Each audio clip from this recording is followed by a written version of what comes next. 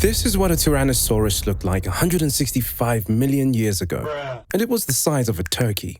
But the story of the Tyrannosaurus is really a story about evolution, and one of the things it tells us is that evolution is unpredictable.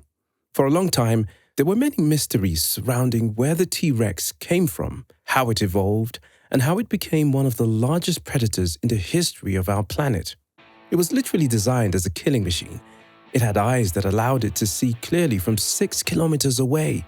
It had the best sense of smell of its time. It could run over 40 miles per hour. And it had poisonous saliva that could kill its prey. But what the fuck happened to this timid chicken that it evolved into the most dangerous predator on the planet?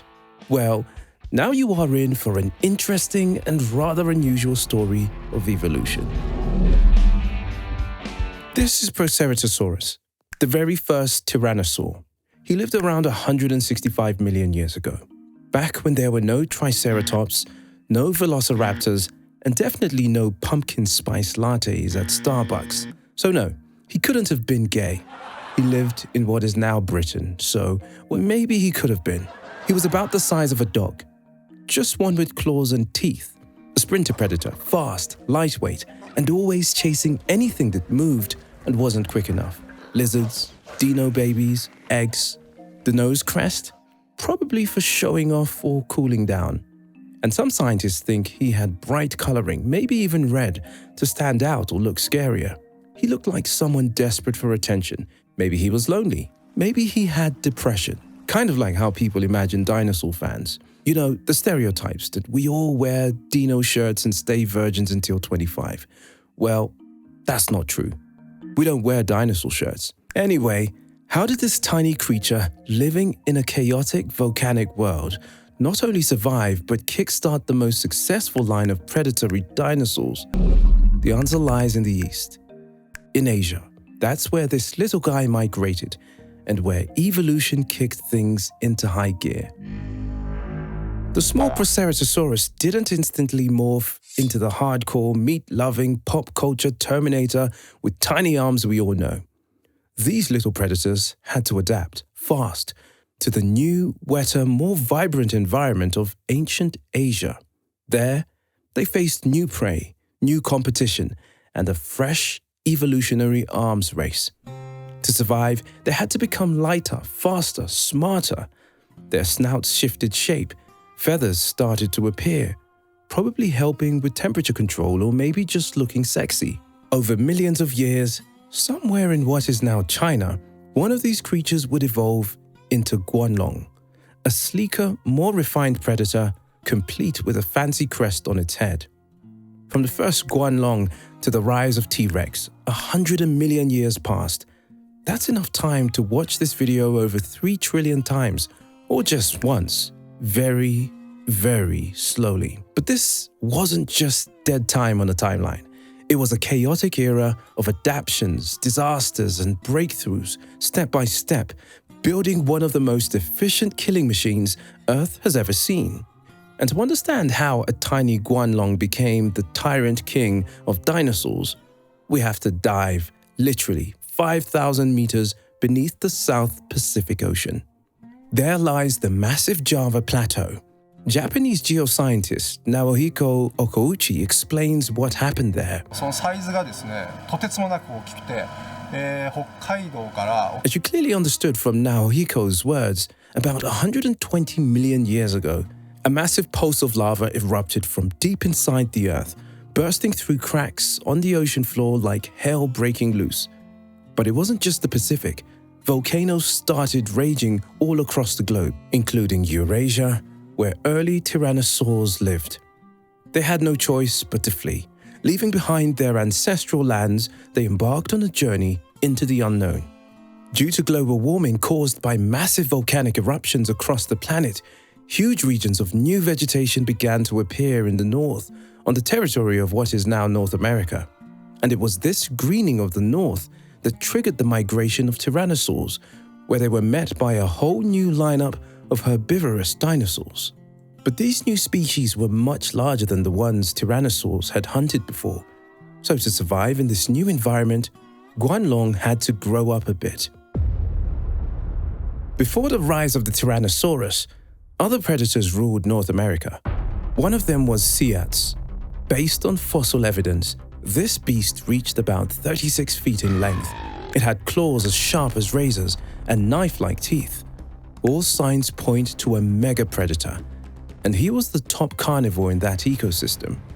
The small tyrannosaurs back then, basically oversized pheasants, didn't stand a chance. Hard to believe, but here's a tooth from one of those early tyrannosaurs. Tiny, weak, and totally outclassed.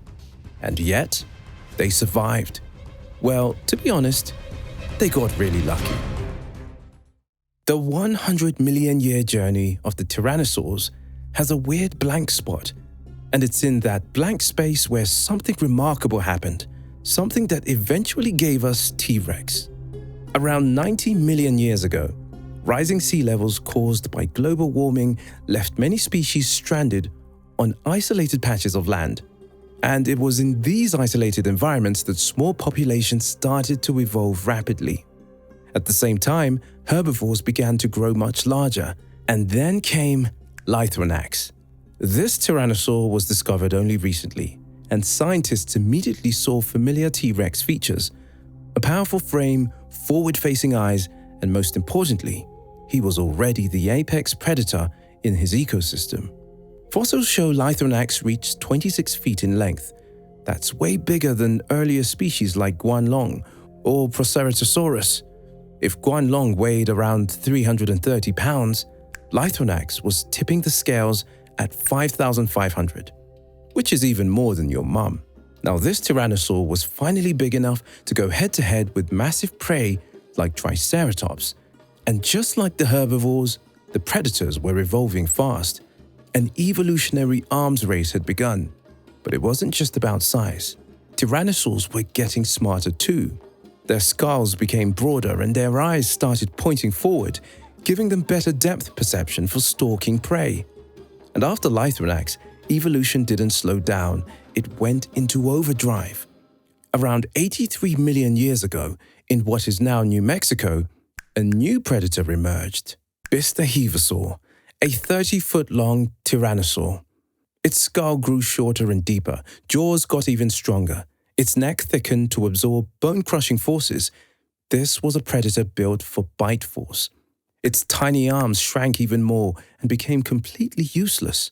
So yeah, you can fucking thank Bistahevosaur for the T-Rex's famously ridiculous arms.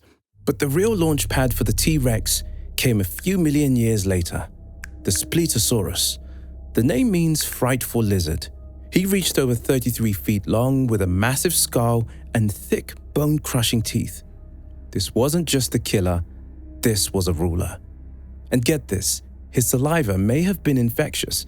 Some paleontologists believe his bite caused infections or sepsis. So even if he didn't kill you right away, you were still screwed. The Spletosaurus is widely considered the most likely direct ancestor of T-Rex.